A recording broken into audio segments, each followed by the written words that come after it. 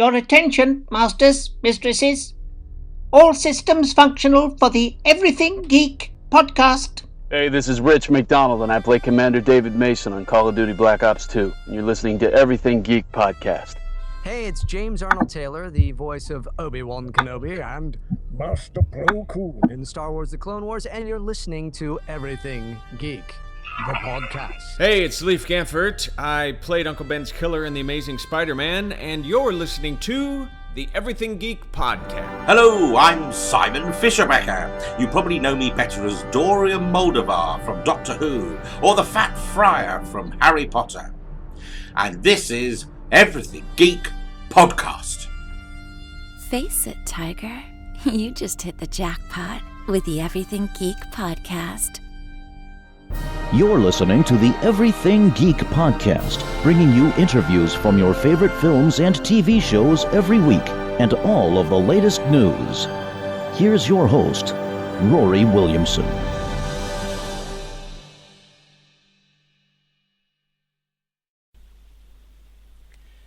Hello everyone, you're listening to the Everything Geek podcast. I'm your host Rory, and joining me today is a very special guest. We have actress Violett Beane, who guest stars as Jessie Quick in The Flash. Her other notable roles include Taylor in The Leftovers and Bethany in Flay. Violett, how are you today? Hi, I'm good. Great, it's a pleasure to have you join us on the podcast today after a very interesting episode of The Flash last night.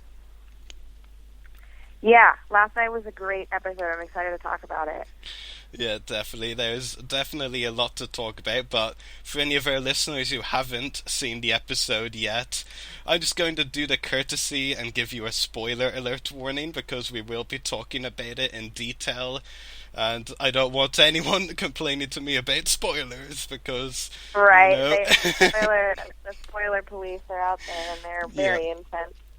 Yeah, there's a lot of them out there, you know. It's a big police force. Yeah. But before we do get into the episode in detail, just for some of our listeners who might not be familiar with your background, can you tell us how you decided to get into acting? Yeah, I did theater in middle and high school, and, you know, I always sort of liked being on stage. And then I think I really honed in on film and television my senior year. You know, I sort of realized that college wasn't for me, not because I didn't have the grades. I could have gotten into some good schools, but I just didn't really think that was where I needed to be. And so that's why I really started focusing on film and television when I found an agent out in Austin. And then I met my manager, and now I have a whole team in LA that I absolutely love. And you know, it's been going pretty well so far for only being a few years. Yeah, definitely. You've had some great roles already, of course. I mean, not just The Flash, but The Leftovers and a couple of other things, some really interesting projects. And it is interesting, it is interesting as well that you didn't go to college, because acting is one of the good things in the sense that you can learn through doing. You don't need to go to college for acting, you can just learn by doing it, if that makes sense. Absolutely. You know, I think that there's a lot of careers out there, and especially things in the arts, that, you know, you don't necessarily need college for. I think it's important to study your craft. You know, I've been taking acting classes for a while, and, you know, LA has some really good ones. And I think it's important, even, you know, if you're a painter, like, learn the techniques and learn the history of what it is that you do, but you don't necessarily need a college structure for that.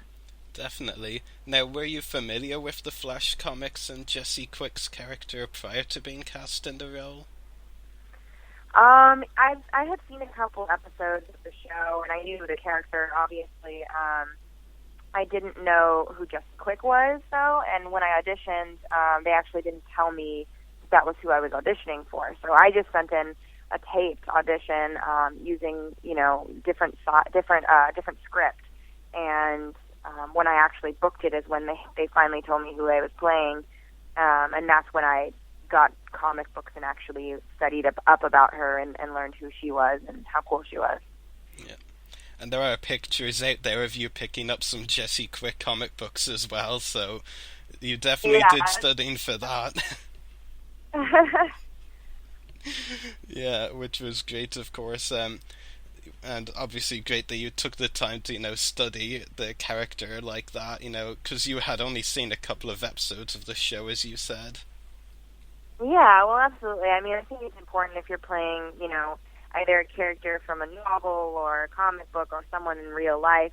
It's absolutely important to learn as much about them as you can. Definitely. Now, getting to the most recent episode, Magenta, we see Jessie as a speedster for the first time and get to first look at her suit. Now this is kind of a two-part question, so part one is, how would you describe the experience of playing her as a speedster for the first time? All of last season I was sort of just waiting and hoping and, expecting it to happen, and so when this finally happened, I was absolutely ecstatic. Like, it was one of the best feelings putting on the suit and just running in general and all of that. So, I mean, I think, that anticipation building up for not only the fans but myself ultimately led to an amazing reveal. And I mean, I was just so excited, and I hope that totally reads. It definitely did. As a fan of the show, I can tell you it definitely came across on screen. Thank you. You're very welcome. And part two of the question, how would you describe your reaction to seeing the suit you would be wearing for the first time?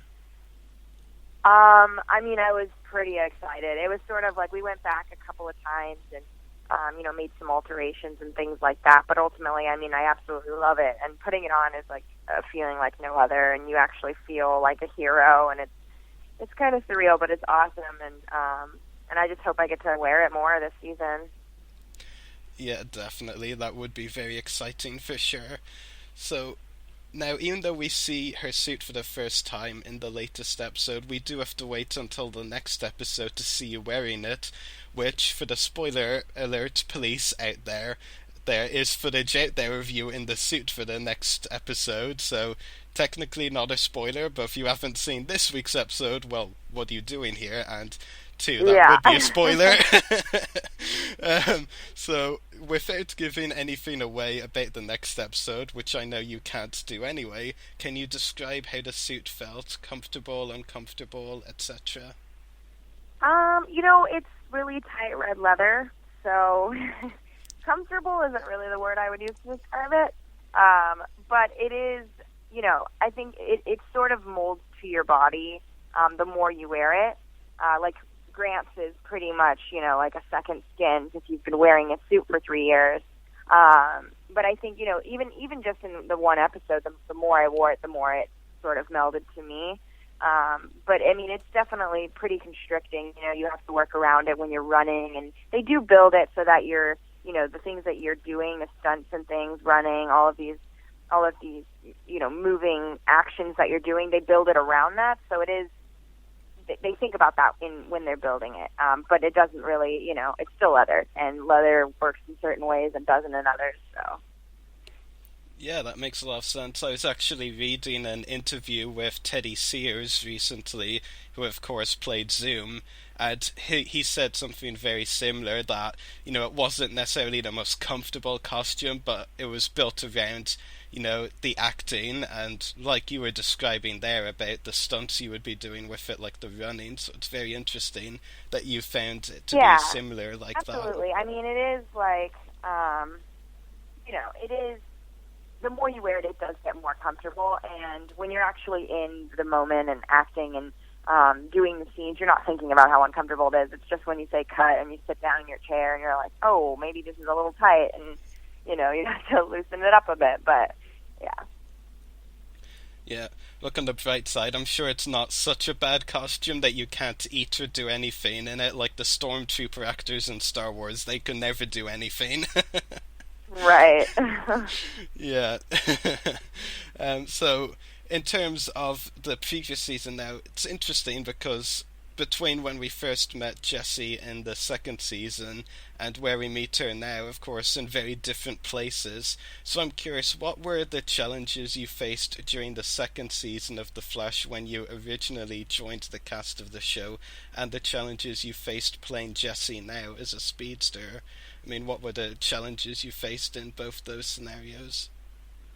Definitely in the very beginning, I didn't know anyone. The first time I met Tom was 5 minutes before our first scene. The first scene we did was in episode 5, where Jesse comes in and is talking to Harry about what the Flash on their Earth said about him. And so it's sort of like a confrontational scene, and it shows a lot of their relationship with each other. So in 5 minutes we sort of tried to create the most father-daughter relationship we could in 5 minutes, and then did the scene. So I think it's definitely you get thrown into it pretty much right away. So that was a big challenge for me, just getting to know everyone and then using that on screen as well. And now I know everyone, so that's not necessarily a challenge. But there is a physical challenge with being a speedster now. Running in place proves to be a lot harder than I thought it would be. So that is, running and getting in shape and doing take after take does seem to be a little difficult. Yeah, definitely. I mean, I'm not an actor, obviously, but I could just never imagine myself running, but not just staying in the same place when running. Like, if I run, I want to get somewhere. Right. Yeah, so, I watched the behind-the-scenes video you put on Twitter, and, it was really interesting to watch that, and I'm a big fan of the behind-the-scenes, the making of TV shows and films as well, so I thought it was really interesting to see that. So yeah, I love seeing. That's what's so great about this show, right? Is that you do something like that in a big, huge green screen room, and then you finally see it on the screen, and it just looks so amazing. So that's definitely one of the coolest parts about working on a show like this. Definitely, and I have to say, I have to give you a lot of credit and Tom Kavanagh, obviously, Harrison Wells, because you definitely made a believable father-daughter relationship in 5 minutes. I would never have guessed you had only spent 5 minutes before your first scene together. Oh, well, thank you. Yeah, we tried. Yeah. Now, on the subject of Harrison Wells, of course, one of the most important parts of Jessie's character is her relationship with Harrison, of course. We've seen for a while how protective Harrison is of Jessie, but the latest episode shows them come to an understanding that Jessie kind of wants to help people with her powers, and Harrison knows he can't be overly protective with her like he has been. What was it like getting to develop the relationship between Jessie and Harry in such a big way in this episode? Yeah, I really enjoyed doing those scenes with Tom. I love doing scenes when it's just two actors. It's a lot more intimate, and you actually have time to sort of, get into the meaning of it all. With the big scenes in Star Labs, they're fun because everyone's there, but, it's like you're kind of just throwing a bunch of information at the audience at that point. So it is really awesome to get to do those scenes, and Tom's great. He's been awesome to work with, so, that's been pretty amazing. But I've loved developing our on-screen relationship. I think it's really important that Wells had this moment in this scene to sort of, step back and realize that she is, she's an adult now and she can handle situations, and, maybe people need her to be a hero, and if she wants to be, then why would he stop her? Definitely, I completely agree with you. My final question for you, Violett, do you have any upcoming acting roles or any other projects that you would like to talk about outside of The Flash?